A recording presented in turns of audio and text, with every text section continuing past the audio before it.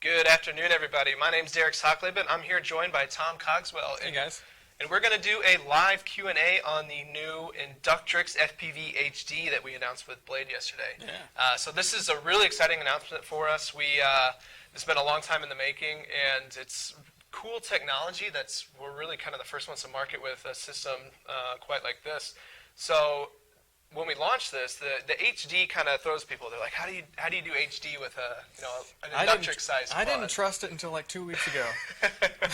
So there's a lot of questions about it, and it's pretty complicated, the video transmission. So kind of just an overview for some of you who may not be aware, or just hearing about this for the first time. The Inductrix FPV HD is a high-definition digital FPV quad.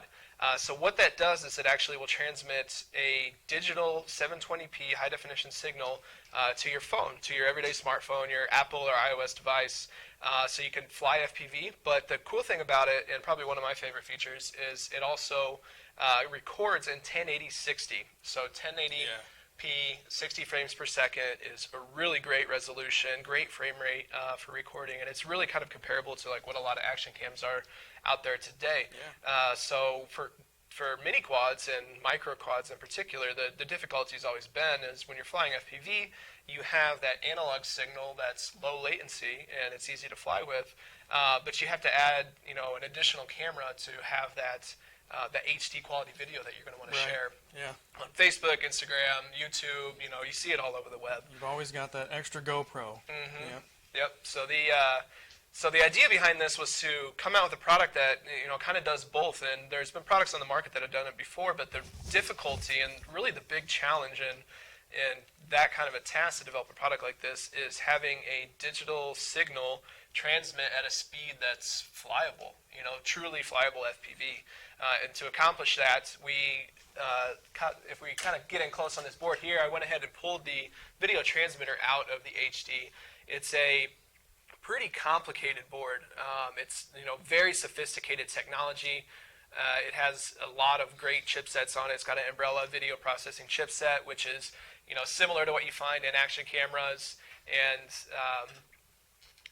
other kind of market cameras out there. That's super good quality. So what that accomplishes is a very quick, like a lightning fast encoding and decoding video transmission. So you truly can fly at FPV. It's as simple as linking it up to your smartphone via Wi-Fi and flying with the included transmitter that comes with it. So if you're just joining us, I kind of just want to give a little overview of the product. We are live on Facebook and YouTube, so if you have any questions, go ahead and drop them in there. Tom's going to be monitoring that, and we'll go ahead and get any of your questions answered about this product. So kind of just continuing the overview, you'll notice on this that the body on it's quite a bit longer, and that's because of the larger, sophisticated video transmitter that's in there. That sits there. Yeah. So we had to kind of stretch the frame a little bit to accommodate that. Yeah, but essentially it's the same thing as a FPV Plus, and it has a lot of the same features. One of my favorite things, and it has the meow mode. Yeah. So right on there, you can, if you flip it upside down, you flip or hit the start switch, it flips itself over. Yep. Yeah, so that's probably one of the best things when you're kind of flying around, sitting on the couch, sitting in your backyard, you crash anywhere. And we've actually done it with, out in the grass too. You just use meow mode, flips it back over, you can take back off. And you did say about being kind of an Inductrix Plus in size and in frame. It is a very similar size, and the motors and the propellers are both really the same size. Yeah. So it has that power, and it's more capable of flying around outside in the light wind than some of the smaller quads like the original Inductrix that we had. Yeah. It's got a little more weight to carry around. So, and this is one question that we keep getting is, why not stay brushless? Because, like you said, this is kind of a tried and true platform. The FPV Plus works really well. The motors are nice and beefy. They're very, very durable. On my Plus, I can't say I've had to replace a motor. So really, it's a very efficient platform. Yeah, the 8mm motors have plenty of power for that kind of a size, and there is something to be said about, brushless motors are much more efficient, and you're going to get more power out of a brushless motor. They are a little more power hungry than a brush motor, one, and two, they're more expensive. So we wanted to launch a product like this at a price that is affordable for a lot of people.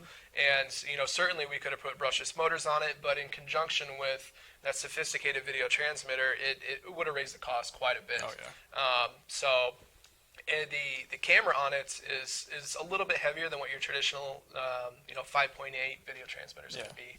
So there were some strategic decisions there, and after testing it, the brush motors and the 1S 550 milliamp hour battery offer plenty of flight time, plenty of power, and it's more than adequate for most applications. Yeah, talking about flight time, on the app that comes on there, there is a little indicator, and it gives you a low battery warning, so it's pretty cool. It does. So when the app has a full OSD suite, and I'm going to go ahead and kind of talk through this as I'm pulling it up on my phone. I just powered this one on here. So like Tom said, it'll show your battery in the top corner, similar to what a cell phone displays. It doesn't display voltage, but it kind of gives you little tick marks within a virtual battery icon.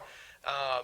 And it's really user-friendly. It is. The idea. It's going to be really simple. Entry-level, user-friendly, easy to fly, and it provides, I feel like it provides on-par image quality as we'll see in like the higher-end AP or aerial photography drones. I really like the image quality. I was really blown away by it myself. Yeah, and you kind of see that a little bit in the video that we launched with yesterday. The quality that you get is on par with a lot of action cameras out there that people are putting on, quads this size or drones this size. Right.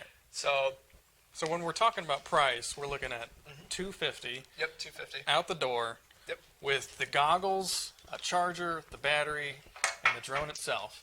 And that's $250 for a 1080p 60 frame per second camera that flies. Yep, essentially. So. And you can fly at FPV. Yeah. It has a Wi-Fi downlink straight to your phone.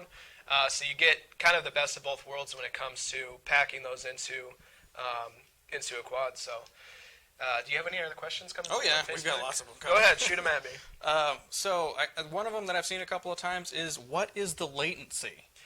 The latency. So I'm actually working on a video right now. We did a little comparison yesterday, side by side with analog and the digital downlink on this. So we strapped a analog camera on the top and recorded on both, and I just basically pointed the camera at the cell phone monitor and a traditional 5.8 gigahertz FPV monitor. The latency on it is more than what you're going to find in analog, but we were able to get it down to a point that is truly flyable. It's really, really low. It's extremely quick. I don't want to throw numbers out there until we kind of have that, officially confirmed, but you'll see in the video, just a raw test between traditional analog video and the digital downlink. There really is, you'd be hard pressed to tell a difference between the two when it comes to transmission speed, reliability, and the latency. Yeah, and almost like video range, the further you get out, the more latent it gets. But it really is not that terrible. No, it's not that bad. Yeah. And there's an indicator in the OSD as well for your signal strength. So you can kind of pay attention to that as you're flying. I like to fly it personally on this one in the smartphone mount that comes with the transmitter. Just kind of put it up there. You kind of have a clear view with everything. You can actually continue to use your phone as a start and stop record. It has those buttons on the screen as well. So what you can do that we were also doing is, handing the phone off to somebody as you're kind of flying in line of sight, and they're watching it on the phone, and they're controlling the camera, so you can start and stop record, take pictures when you get it kind of framed up right. And so you can do that from the phone, but you can also do it from the transmitter as well. So if you're flying and you're ready to start recording, there's the tactile buttons on the back of the transmitter here. So you have your photo button on the left and your video button on the right. Yeah. And within the OSD on your screen, you're going to see that. So if I click record, it's going to start showing the little kind of recording red dot that's going to show up on the right. And then for photo, it'll give you a notification, photo successful. Or photo taken. I can't remember exactly what it says. Pretty sure it says photo taken. But photo taken, yep. It's pretty obvious. Yeah. Yep. One really cool thing that I really like about it is that it does record everything to an SD card or a micro memory card on the side, but you can downlink it and pull it straight to your phone from the quad. You don't have to unplug or take out the memory card, put it in your computer, and edit it from there. If you need to share, it's right there in your hands. I like that a lot. Yep. So it's super convenient. So in the video we showed, popping the SD card out in a computer, uploading it from there, which you can certainly do. But like Tom said, if you're kind of out at a park, you record something, you don't want to lose it. If you're doing something where you're worried about losing the quad or God forbid. Yeah, You can pull it. Yeah, you can pull it down. You can land. You can download it directly to your phone in full resolution, and continue to kind of manage the memory on that card remotely through the Wi-Fi. Here's a quick one. How many minutes of flight time do you think we're getting on these? I would say about 4. Yeah, about 4 minutes. Yeah. So if you're kind of flying slow and you're kind of just cruising around, you can get better than that. Yeah. We've been getting upwards of 5. But if you're kind of pushing it and you're flying more FPV, if you're pulling the camera angle up a little bit and flying a little faster, I'd say around 4 minutes or so. In the battery, it's a 1S 500 milliamp, 550 actually is what it comes with it. But we fly them with the 500s. Those are very plentiful. You can get them almost anywhere. And I always have a dozen, well, not a dozen, but a good handful charged when I go flying. So. Right. And if you've grabbed any of the recent releases from Blade in the Inductrix line, the FPV Plus, the red little one, and the brushless that we just announced last month, I believe. Yep. Those use the same battery or a compatible battery. Those are 1S 500s, and this one comes with a little bit bigger. It's a 1S 550. So. Yeah, but very common. Exactly, very common. Same connector. The connector is very common as well. So. Yeah. Oh, you want to show meow mode? Kyle's giving me a hand signal that he wants to see meow mode. So right. I'll go ahead and make a little room here. So say you crash upside down, and you don't want to walk to get it. You just press and hold the button there, and it'll actually flip it right back over. So it picks the best way, the most efficient way to go over. So if you're kind of up on a tree like this, it'll push it that way, so it knows that in the flight controller, so you're never trying to flip the wrong way, which is a really nice feature.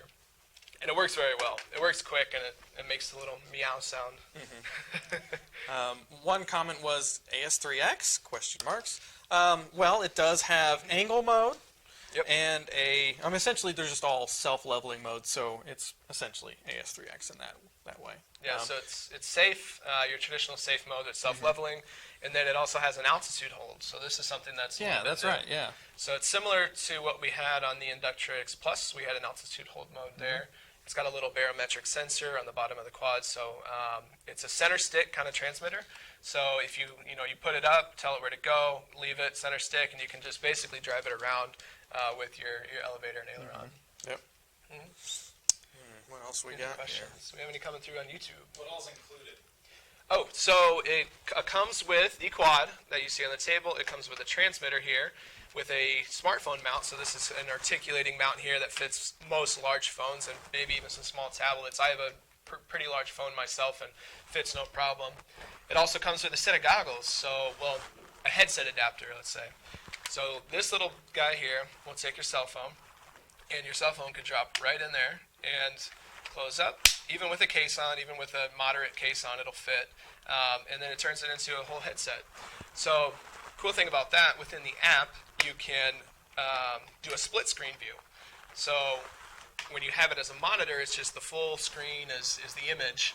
But when you put it in the goggles, you actually have two lenses here that kind of look and focus a little bit better on either side of the screen. So what that does is you can split the view in the app, so you have an image on the right and an image on the left. So it's more like a traditional kind of FPV system that you're used to. How does it handle outdoors?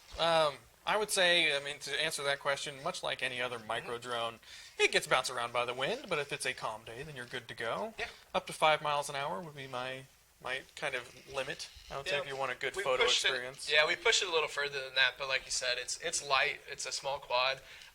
It's really at home indoors, but in light winds, it's more than capable outside. Yeah. When we went out to shoot the video, it was a little breezy. It was pretty blustery. Yeah. It was very cold, but it was not too windy. But it handled just fine. Very controllable up in the trees where we were flying and through the park and everything. So I can see a lot of people using this year to take pictures of their houses when they put all their lights up. That's actually a good idea. Yeah. Good Christmas present. Yeah. I'm looking forward to it just for kind of having that HD footage within the house. It's a lot of fun with the original Inductrix series. Flying around, DVRing, kind of flying, doing blinds and little race courses in the house. Chasing the cat. Yeah, chasing the cat, which is very at home with that. But having that HD downlink on this it kind of changes the game when it comes to sharing that footage with the world and social media. HD downlink to your cell phone, 720p. It actually looks really good on there. It looks very, very good. So the resolution in the video I'm editing right now that we'll be putting out this weekend, kind of with the comparison video, the resolution of the recorded footage is phenomenal. I mean, it looks really, really good. So Caleb Ramos, I think he's asked, what is the weight like several times? What is the weight? I should have brought. I want to say it's under here. 250 grams, though, if that's what you're trying to get at. Oh, Caleb. yeah, easily. Yeah. Easily. It's heavier. It's heavier than what like a regular Inductrix is. So like the 65 millimeter, regular Inductrix size, the original Inductrix size, those weigh around 25 grams or so all up. The Plus comes in a little bit heavier, around 40 grams. This one's probably going to be pushing about 60 or 70. But good question. I will, after this video, go weigh it. And Pete says it's 65 grams. 65 Thanks, grams. Pete. So we have the men behind the scenes confirming my suspicion of about 60 and 70 grams. Good job. So thank you, Pete. Anything else? And then I don't think we've really covered it, but it is not bind and fly. It is not. So the transmitter that comes with is paired directly and bound directly from the factory. You can, of course, rebind, but they are specific to each other. So there's a little bit extra going on in there with the camera interface with the flight controller. So running some of that tactile, control feedback through the transmitter for a really clean experience, but it's not Spectrum, unfortunately. Are you seeing anything, Kyle? When will they be available? There we go. These we're expecting mid-November, so probably in about a month we'll see these kind of going out the door just in time for Black Friday holiday shopping. So they're right around the corner. They won't be too long before we'll have them here and available. Yep. Any other questions coming through? Kind of running through them here. Talked about a lot. Tom, is there anything you can think of that we haven't covered? Well, it does have a positionable camera. Oh yeah, I haven't mentioned that. I never show that. Or yeah, you did mention that, but you can move it around there so you can get a little bit more angle. It is pretty fast once you push it full tilt. I do like that. Yeah, I'd venture to say the tilt on the camera all the way up is probably about 25 degrees or so. Yeah. So you can get it going. So that kind of lines up with the angle, the bank angle limit of pushing full forward. So if you're really flying around FPV, pushing full forward, tilting the camera up, you're still going to have that level kind of attitude when you're flying through the air, which is important for FPV. If you're doing something a little slower, you can obviously put that camera tilt down, and it's perfectly level. So it's at a 0 degree tilt. I use that for when I'm doing like photos and stuff with it. You kind of keep it level because you just want to keep it still. Yeah, just hover there and take a photo. Yeah. There you go. Maybe Pete can correct me on this, but SD card size-wise, I would say like anything up to 128 should be fine in it. Do you know if there's a limit? I think that's correct. Pete may be able to confirm. The biggest one I've put in there personally is a 64. I haven't tested a 128, so I would venture to say yes, but we can confirm that in the comments as well. You had a question, Kyle? Since these are on Wi-Fi, is there any limit to running multiple of these at once in the air? No, so there's a couple of different bands that they're using. So even when we're out shooting video, you can have multiple ones up. I would say make sure you're connected to the correct one. We ran into that a couple times where the Wi-Fi names are a little bit nondescript. They're kind of like A, B, and C. When we were shooting the video, and I was connected to one that I thought I was flying, but I wasn't. So just make sure you're flying the correct one. But yeah, there's multiple bands within the Wi-Fi signal that you can fly multiple at a time. Any other questions coming through? I think we're good. Maybe just where you can get them. Where you can get them, right. Yeah. So these will be available at your local hobby shop. This is a perfect kind of quad that they're going to be able to demo for you and show off. And it's really something you got to see to believe. So the latency is one thing, and we're going to put out a video to show that and confirm that. Everybody out there says low latency, but this truly is like the lowest digital feed latency that I've seen in my time in the industry. So you can head on down there, let them demo it for you, let them connect it, and show you how it works. It's really one that you got to see. But they'll also be available online as well through horizonhobby.com. Yeah. Cool. So these, like you said, these will be available mid-November. If you have any other questions, go ahead and shoot them in the comments on the YouTube video and as well as the Facebook page. We're going to be going back to those and answering anything that we didn't catch on this stream. So if there's nothing else, thanks for joining us, and we'll get to those comments. Check these out in about a month. Any other questions, let us know. Thank you.